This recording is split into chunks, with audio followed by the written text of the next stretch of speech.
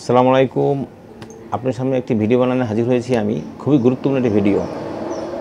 কারণ পাতলা পায়খানা হলেই সবাই অস্থির হয়ে যায়, বাসার সবাই পেরেশানি হয়ে যায়, কি করবে। আচ্ছা, ভয়ের কোনো কারণ নেই। সে প্রতিবার পায়খানা হলেই সে স্যালাইন খাবে। এটি হচ্ছে মেইন কাজ তার। রোগী 80% ভালো হয়ে যাবে তার স্যালাইনের মাধ্যমে।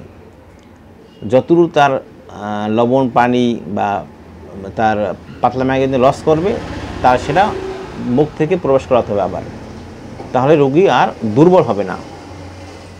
এরপর একটা কাজ করতে পারে, ইমিউটিল নামে একটা ওষুধ রয়েছে বা ইমিউটিল প্লাস। এটি একসাথে যারা 8 বছরের উপরে বাচ্চা রয়েছে বা 12 বছর উপরে যে বাচ্চা রয়েছে তারা 2টা খেয়ে ফেলবে, এবং 12 বছরের নিচে যারা একটা খাবে, এবং প্রতিবার বাথরুম যাওয়ার পরেই একটা খাবে। এদিকে কিন্তু সে সুস্থ হয়ে যাচ্ছে। মাত্র 1 টাকা, মানে একটা ট্যাবলেট দাম 1 টাকা।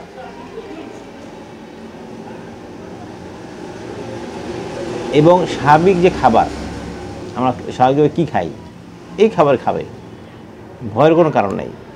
বেশি ভালো হয় যদি আপনি কাঁচা কলা ভর্তা দিয়ে খেতে পারেন এবং কলা খেতে পারেন, কলা চিড়ে খেতে পারেন। এতে কিন্তু আপনি সুস্থ হয়ে যাবেন। ধৈর্য হারার কিছু নেই, এটা সবুর রাখতে হবে। এবং যেহেতু আপনার ফুড পয়জন হতে পারে বা কোনো কারণেই পাতলা পায়খানা হয়েছে, যতক্ষণ আপনার পেট থেকে বের না হবে ততক্ষণ আপনাকে একটু পীড়া দেবে আর কি। মানুষ দেখা যায় পাতলা পায়খানা হয়েছে সকালে সাথে দৌড়িয়ে আসে, বলে আমাকে মেট্রিল দেন। আচ্ছা, মেট্রিল কিন্তু আসলে পাতলা পায়খানা কোনো ওষুধ না। এটা হচ্ছে ব্যাকটেরিয়াকে মারে। যদি তার পাতলা পায়খানা ব্যাকটেরিয়ার কারণে হয়ে থাকে, সেটা তো আপনি জানি না, জানি। মূল কথা হয়েছে আপনাকে প্রথমে হয়েছে কি, সাধারণ ট্রিটমেন্ট যেতে হয়। প্রথমে আমরা অ্যান্টিবায়োটিক না বলি, ইনশাআল্লাহ এই যে আমি যে বললাম, এই ইমিউনিটি কিন্তু ভালো হয়ে যাচ্ছেন আপনি। ম্যাক্সিমাম পাতলা পায়খানা এতে ভালো হয়ে যায়। ধন্যবাদ সবাইকে যারা আজকে এই ভিডিও দেখছেন।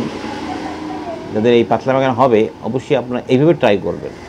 অ্যান্টিবায়োটিক একদম পরে, 2-3 দিন পরে যেতে পারে। অ্যান্টিবায়োটিক খাওয়া আসলে জরুরি কেস না, এটা আপনার জন্য ক্ষতির কারণ হয়ে যেতে পারে। ধন্যবাদ। আসসালামু আলাইকুম।